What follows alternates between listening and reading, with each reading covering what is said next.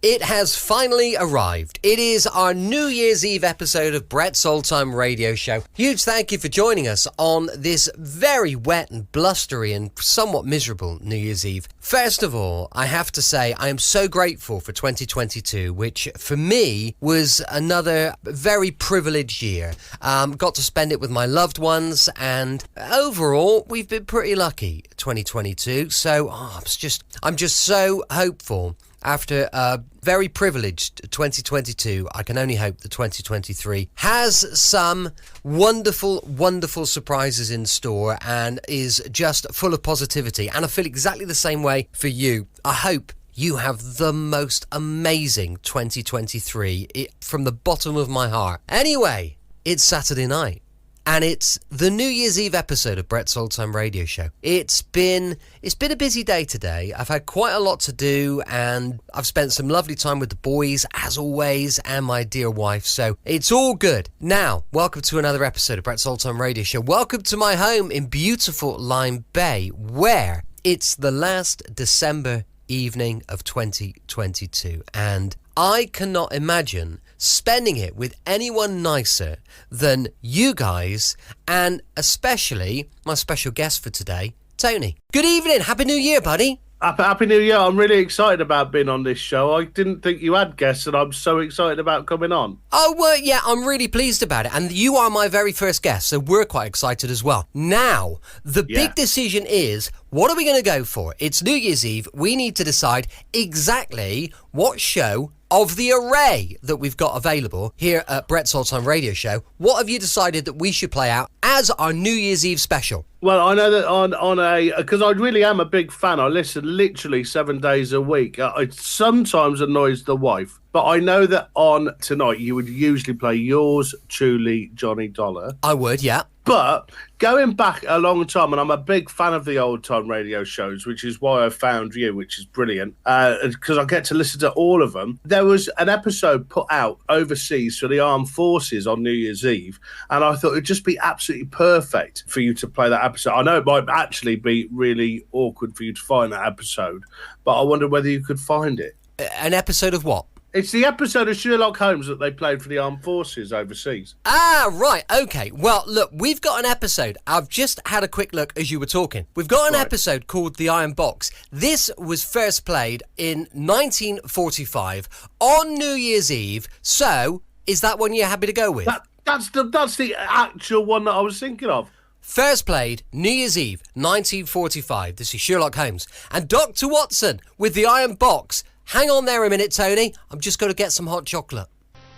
This episode from the life of Sherlock Holmes will be transmitted to our men and women overseas by shortwave and through the worldwide facilities of the Armed Forces Radio Service.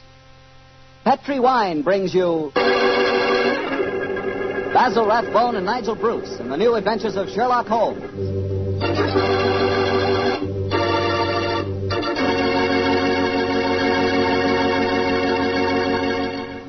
The Petri family, the family that took time to bring you good wine, invite you to listen to Dr. Watson tell us another exciting adventure he shared with his old friend, that master detective, Sherlock Holmes.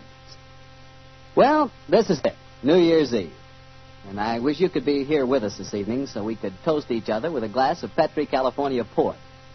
As you know, port wine has long been a favorite wine for celebrating a happy occasion. That's because port is a wine rich in tradition. And you couldn't ask for a more delicious port than Petri port. Petri port is a deep, glowing red color, beautiful to look at and wonderful to taste, with a hearty, full flavor that's right from the heart of the grape. And when you serve Petri port to your friends tonight or any time, remember you can serve it proudly, because the name Petri is the proudest name in the history of American wine.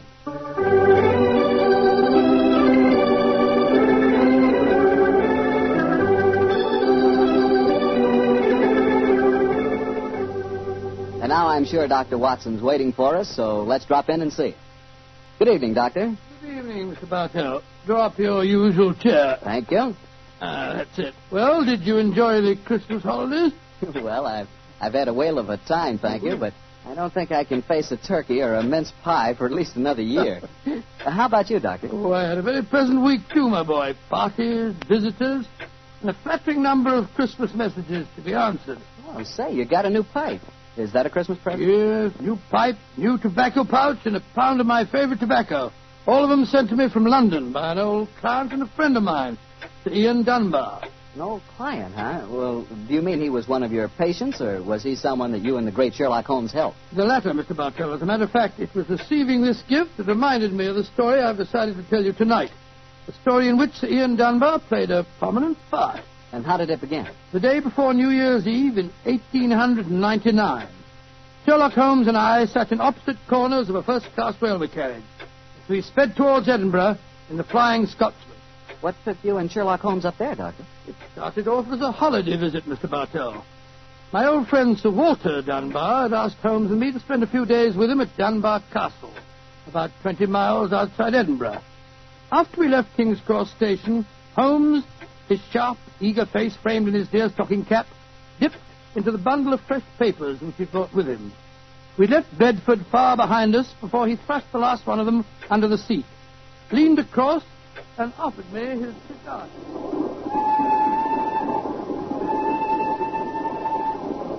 Care for a cigar, Watson? No, thanks, awful. I'll stick to the pipe. Flying Scotsman's living up to its name. We're going splendidly. Our present rate is 53.5 miles an hour. Oh, I hadn't noticed the quarter-mile post. Nor have I, but the telegraph posts on this line are 60 yards apart. With the aid of a watch, the calculation is a simple one. Watson, my dear fellow, we have several hours ahead of us. Now, tell me more about Sir Walter Dunbar. I have a feeling that he's in some kind of trouble, but you haven't wanted to talk about it. Well, it's not exactly trouble, Holmes, but there's a strange problem that confronts the Dunbars. A problem that'll be settled at midnight tomorrow. Oh, indeed. Night of New Year's Eve, eh? Yes, exactly, but to really appreciate the story, I have to begin by telling you of the death of old Sir Thomas Dunbar. The father of the present baronet, I suppose. Yes, he was severely wounded at Waterloo, though he managed to last out long enough to get back to Dunbar Castle. The story goes that as he lay there on his deathbed, he told his wife of his plans.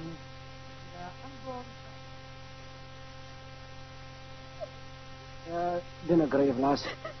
I'll fetch the baronet's here home from Waterloo. What if I fetch the mortal wound as well? Oh, hush, lass. I'm not afraid to die. All that niggles me is that I shall never see the child you bear. They say Wattle Scott no coming yet. Jenny, he visit the deathbed of his old friend. Now, who's there? Is that you, Sandy Murdoch? Aye, Thomas. It's me. Aye. I'm leaving an unborn son behind me when I die. Now, I don't trust women or children or banks for that matter. Put the best part of my wealth and gold in the big iron box you'll find under the bed. The money's there. Aye, and something else for a rainy day. You have to keep that box in trust for me, Sandy. You can turn it over to my boy on the New Year's Eve before his 21st birthday. And he'll be a man and wise enough to know how to use it. You understand, Sandy? Aye, Thomas. But supposing your bairn's a girl. A girl? I tell you, it'll be a boy. And we'll name him Walter after my good friend, Sir Walter Scott.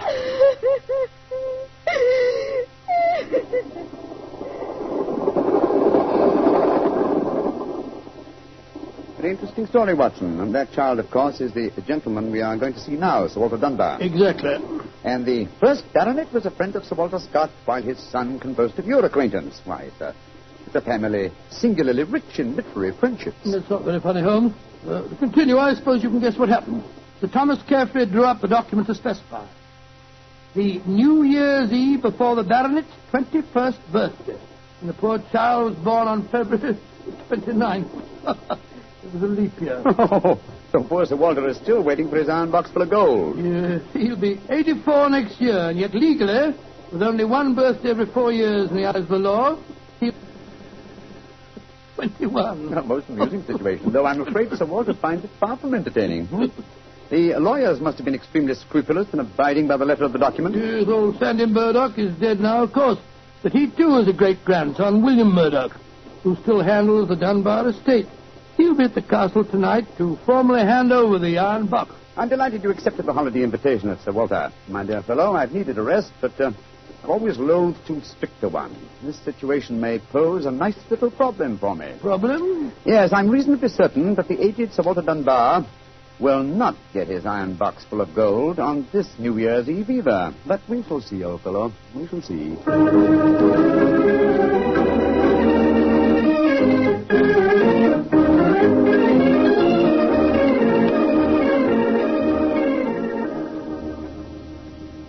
Dr. Watson, I'm glad to see you and Mr. Holmes here at the castle. Thank you, my boy. Holmes, this is Ian Dunbar, Sir Walter's grandson. How do you do, Mr. Dunbar?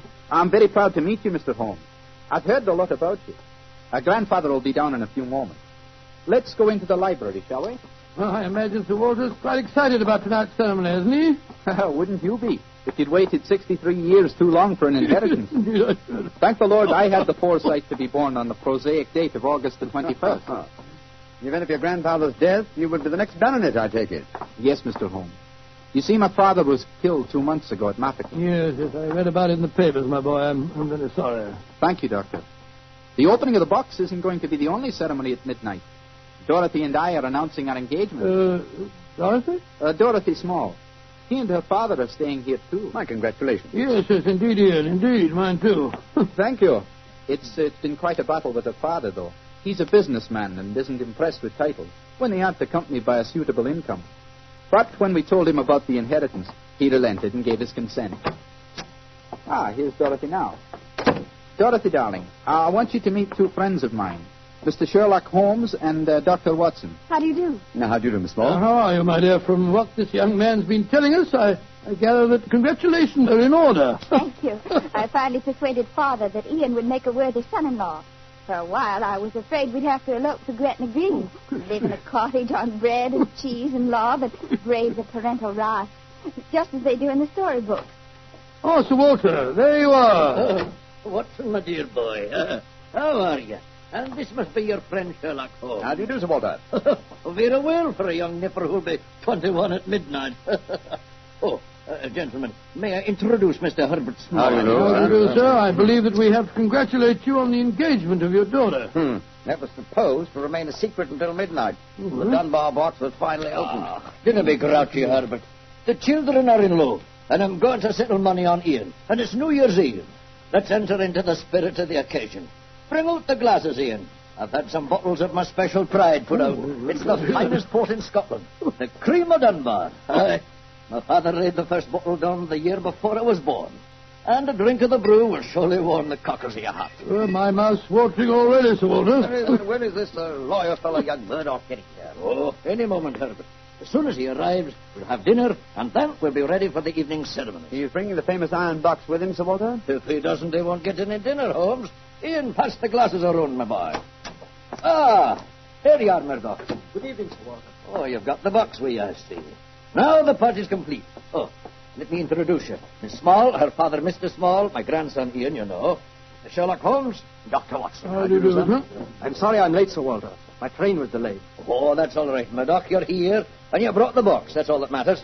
Here, give our young lawyer a drink. Here, I'll help you pour it. I must say that this is rather exciting, Holmes. The famous iron box with its inheritance of gold. Yes, and from the size of the box, at a rough guess, I should estimate its cubic content in gold at around 5,000 pounds. Not a vast sum, perhaps, to a businessman like Mr. Small, but a windfall to an impecunious Scottish baronet. Yes, I suppose it is. A strong young man, Mr. Murdoch. How do you mean strong, Holmes? A box that size, full of golden sovereigns, would weigh a considerable amount. And yet the lawyer carried it single-handed. Now that we're all assembled, I'm going to propose a toast. Though it's still some hours off yet, let's drink to the new year. It means a lot to some of us. To 1900. 1900. We should toast more than just 1900, Sir Walter. We should drink to the new century that's about to begin. Good idea, Dorothy. Oh, I'm afraid that wouldn't be quite appropriate, Miss Small. To be accurate, the 20th century won't begin until January the 1st, 1901, and not 1900. Of course. That's it. Dorothy, I'm afraid your wedding can't take place for some time yet. Father, what are you talking about? I read an article in The Guardian the other day that said just the same thing as you, Dr. Watson. And what's more, it said something even more important. It said that 1900 is not a leap year. Oh, rubbish. Leap year comes every 4 years. There was one in 1896, then obviously 1900 is one. I think Mr. Small may be right. What do you say, Mr. Holmes? Do you know? Well, I hope no one would bring up this point. It's the little problem I referred to on the train, my dear Watson. Yes, I remember. Holmes, for heaven's sake, answer. Is 1900 a leap year or no? I'm afraid it's not, Sir Walter. No? Because of a slight imbalance that would otherwise be produced in the calendar. Of the even century years, only those divisible by 400 are leap years. In other words, 1600 was a leap year, the year 2000 will be a leap year, but 1800 and 1900 are not leap years. Then you have no birthday next year, Sir Walter, and I'm afraid I can't open the box tonight. And the Dunbars won't get their inheritance. And you, my dear, don't marry for a few more years. I won't allow you to marry a pauper. Mr. Holmes, are you sure of your facts? I'm very much afraid that I am, young man. Oh, this is terrible. I can't stand any more. No, don't take it too bad, Mr. Walter. Here, drink this. That's it. After all, you only have to wait another 4 years. Another 4 years? At my age, young man, at my age. Oh, no. I shall never live that long. Aye, what is it, Angus? Dinner is prepared, Sir Walter. You can serve it as soon as you're ready, sir.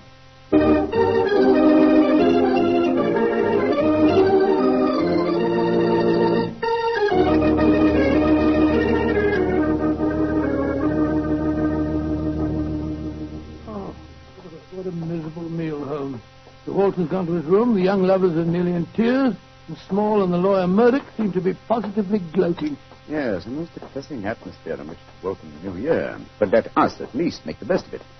I think I'll go and have a talk with Sir Walter. And you, my dear chap, why not try and cheer up the young folks? Some of your experiences in India may make them their minds off the trouble. Yes, quite an idea. I'll join you in the library. Call me if you want me, Holmes. Ah, there you are, my dears. Hello, Dr. Watson. All alone in front of the fire, eh? I'm afraid we're not in very good spirits, sir. Oh, nevertheless, I'll sit down here and join you if you don't mind. Misery loves company, you know. You're very kind, Doctor. I was just trying to persuade Ian to elope with me. But he's being most ungallant. He won't even consider it. How can I, darling? I've got under 200 pounds a year in my own right. How could we live on that? I was counting on the money the grandfather was going to give us to get me started. No. Miss Small, a little earlier, you talked of Gretna Green and bread and cheese and love in a cottage. Yes, there's a lot to be said for it, you know. Well, to be said for it, yes, Doctor. But have you ever tried it? Not literally, my boy, but I may tell you that when Mary, my wife, and I were first married, I had very little money. In fact, my income was just about the sum that you mentioned. And we were very happy. Ah, but you have a profession, Doctor. Look at me. I've been trained for nothing except to be Laird of Dunbar Castle. I can't support a wife on tradition. But you're young, Ian. You can get some kind of position, I'm sure you yes, can. Of course. As a matter of fact, I think that... Holmes, what is it? What's wrong? There's devil's work afoot, Watson. Come with me, old fellow. And you, Mr. Dunbar. Mr. Holmes, what's happened? It's Sir Walter. I went to his room. It was in darkness, but in the moonlight I saw two figures struggling by the open casement. One of them was Sir Walter. As I entered, he disappeared from sight.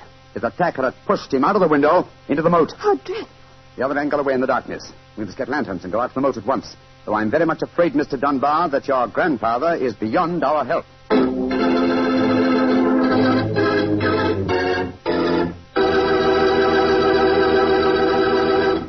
Dr. Watson will be back in just a second, so I'd just like to remind you that if you want to serve a wine over the holidays that you're sure the ladies will enjoy, serve Petri California Muscatel. Petri Muscatel is a golden wine with a wonderful flavor. The flavor of big, plump Muscat grapes. And you know what a flavor that is. I'm sure you'll find that Petri Muscatel is the favorite wine of all women, just as Petri Port is the favorite wine with men. And incidentally, if you're not sure which to get, Petri Muscatel or Petri Port, don't buy one, buy two. Get them both, and you'll be sure to please everyone. Now, to get back to our story, someone had pushed poor old Sir Walter out of his bedroom window and into the moat below. Isn't that right, Dr. Watson? Yes, Mr. Bartell. Of course, we grabbed lanterns as fast as we could and rushed outside, but it was a hopeless task. The water was 8 or 10 feet deep, and it seemed obvious that the elderly Sir Walter wouldn't have a chance of saving himself.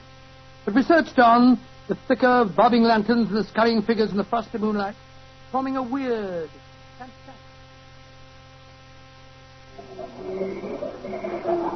Angus, bring a lantern over here. Aye, sir. Can you see anything, Holmes? Nothing. I don't see why your friend doesn't call the police, Dr. Watson. He's accomplishing nothing. We thought there might be a chance of finding the old man alive, Mr. Small. He wants to avoid a scandal, if possible, for your sake, sir.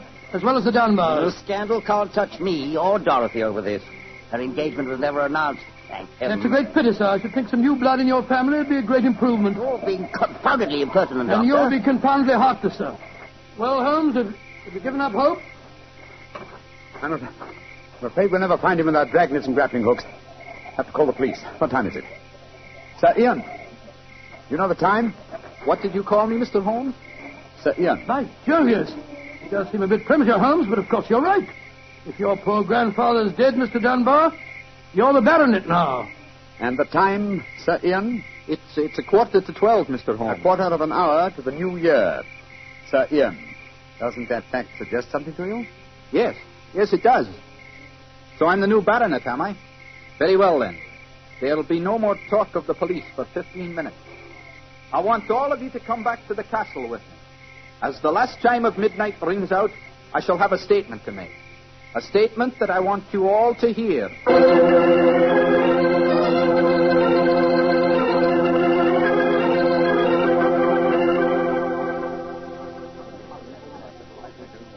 What you brought us all back here for, Holmes? There's something very funny going on. I tell you, I don't like the look of it. And I, Watson, like the look of it very much. I wish you wouldn't be so dashed mysterious. What are you up to? You haven't taken a step yet towards finding the murderer. Haven't I? And I wonder what causes the beads of perspiration on Mr. Small's brow. Small? You mean that Small... And I wonder what causes the singular look of apprehension on the face of Murdoch, the young lawyer. You remember, of course, on my remarking how easily he carried the large iron box. Good Scott, yes. And it took a strong man to throw Sir Walter out of the window. What? Huh? The new year is approaching. Ladies and gentlemen, in view of our recent tragedy, this is one New Year's Eve when none of us feels like song and jollity. But there still remains a ritual duty for me to perform. Mr. Murdoch, open the iron box, please. But I can't do that. It was only to be opened for your grandfather. No, Mr. Murdoch. The phrase was that it was to be opened on the New Year's Eve before the baronet's 21st birthday. I am now the baronet, and I shall be 21 next year on August 21st. Open the box, please, Mr. Murdoch. Ian, darling, how frightfully clever of you. Good lad. I hope you'd think of it. Sir Ian. Murdoch, open that box. Very well, Sir Ian. But I'm afraid you're in for something of a shock.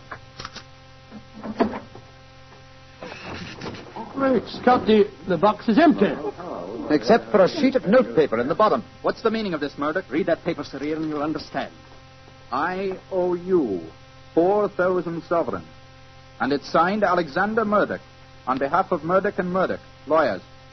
You'd better explain this. It's the family skeleton, Sir Ian. That note is signed by my great-grandfather, the one that witnessed the original deed concerning the box. As soon as Sir Walter was born on that February the 29th, my great-grandfather realized the money wouldn't have to be produced for 84 years. And so he stole it. He borrowed it. He always intended to pay it back, but he was never able to. When he died, he told my father of his secret, and my father in turn told me.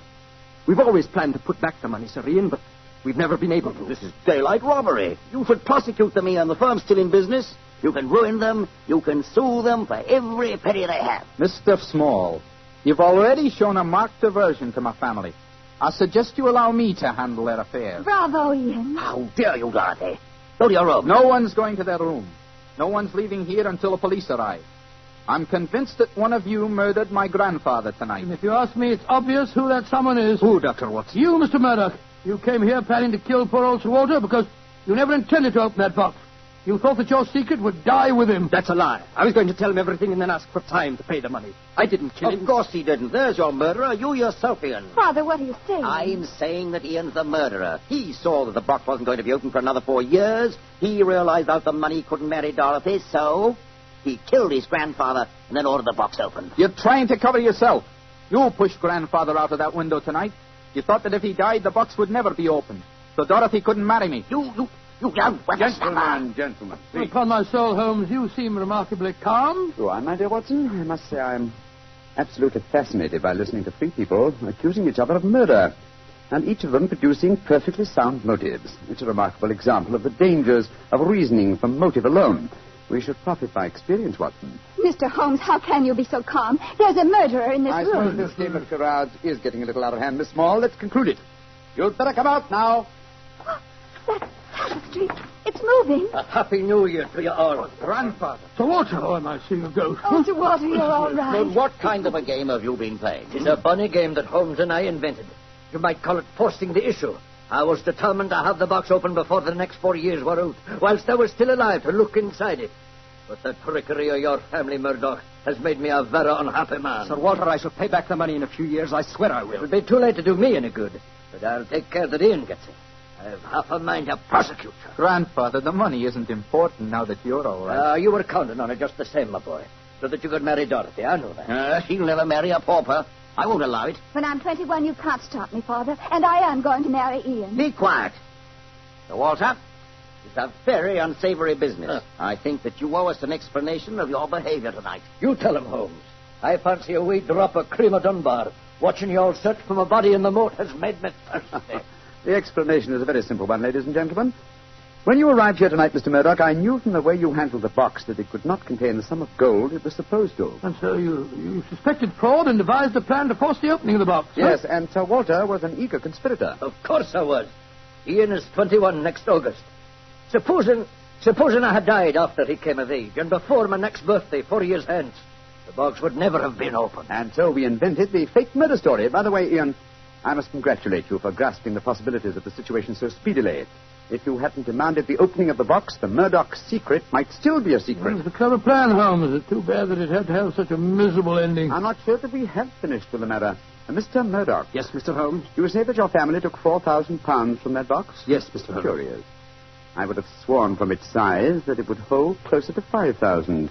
And in your account of the legend, Watson, you told me that Sir Thomas Dunbar stated on his deathbed that he had put something else in the box. That's right. Something for a rainy day, is that it? Mm-hmm. Did the Murdochs find that extra something? No, Mr. Holmes. They found nothing but the gold. Oh, that's very odd. I think I'll take a closer look at that box if you don't mind. Since this seems to be a night of telling secrets, I think you might as well know, Father, that if you don't give your consent, I shall elope with him. Oh, bravo, my dear, bravo. No such thing. I admire your resolution, young lady, but I hardly think it will be necessary. What do you mean, Holmes? Permit me to show you all the treasure of the Dunbars. What have you found, Holmes? Something for a rainy day that old Sir Thomas spoke of. You see, since the cubic contents of the box obviously differed from my calculations, I deduced the existence of a false bottom. I was correct. And in that space, I found this. Oh, it's a manuscript. Quite so, the manuscript of a book. Look at the title page and see the author's name. History of the Dunbar Family by Sir Walter Scott. I think, Sir Walter, that an original and unpublished manuscript by your distinguished namesake will prove worth several times the gold that is missing from that box. You've saved the day for us, Holmes, my boy. God bless you. This has been as strange a new year as ever I knew. But it's turned out to be a bonny one, thanks to you, Holmes. Well, fill up your glasses. We're going to drink a toast to the new year. Ah, Joe, yes, Sir Walter. This is really a happy occasion. Then let's complete it by singing the traditional song of the season, Auld Lang Syne. And in this case, when we sing, Should Old Acquaintance Be Forgot, I feel that in our hearts we should be thinking of Sir Walter Scott. Though he died over 60 years ago, he's made us all very happy here tonight. Should old acquaintance be forgot and never brought to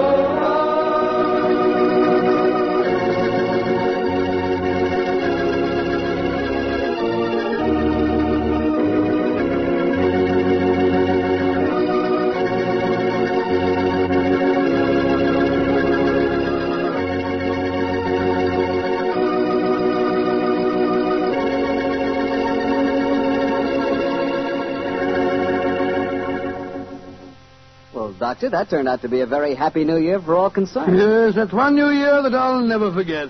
Well, I sure hope you'll always remember this one, too. Oh, just a second, my boy. That calls for a glass of port. Fine. Well, to a happy new year, my boy, for you and for our many friends listening in. And to you, Doctor. Oh, thanks, boy. That's good. Doctor, this has indeed been a pleasant association for me. Oh, I'm glad to hear. You're the best storyteller I've ever known, and the Petrie family makes the best wine I've ever tasted. I hope that, just as they've been making wine for generations in the past, the Petrie family will continue to make fine wine in the future. And Mr. Bartell, I know that you'll always be here to tell us just how good that Petri wine is. Well, I hope so, Doctor. And I hope you'll always be right here beside me to tell another swell story about I Mr. hope Holmes. so, too, my boy. Oh, and incidentally, Doctor, what new adventure are you planning to tell us next week? Next week, Mr. Bartell, I'm going to tell you a weird story. It starts with a series of murders on Hampstead Heath and ends with a battle to the death in a burning waxworks. I call it the strange case of the murderer in wax. Tonight's Sherlock Holmes adventure was written by Dennis Green and Anthony Boucher and was suggested by an incident in the Sir Arthur Conan Doyle story, The Silver Blaze. Music is by Dean Fossler. Mr. Rathbone appears through the courtesy of Metro-Goldwyn-Mayer, and Mr. Bruce through the courtesy of Universal Pictures, where they are now starring in the Sherlock Holmes series.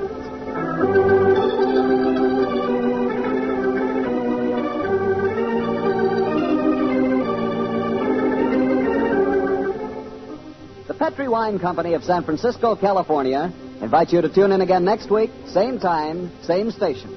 Sherlock Holmes comes to you from our Hollywood studio.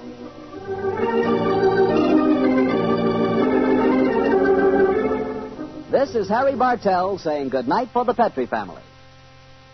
For a solid hour of exciting mystery dramas, listen every Monday on most of these same stations at 8 o'clock to Michael Shayne, followed immediately by Sherlock Holmes.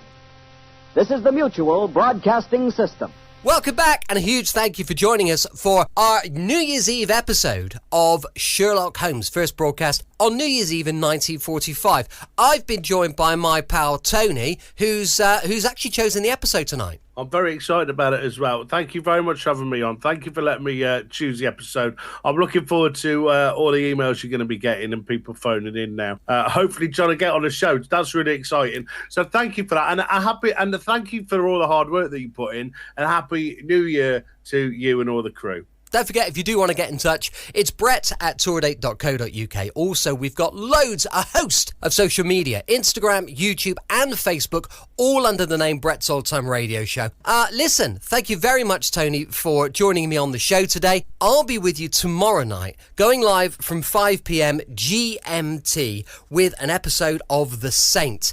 Listen, Happy New Year. Hope it's a good one for you. Love you. Bye.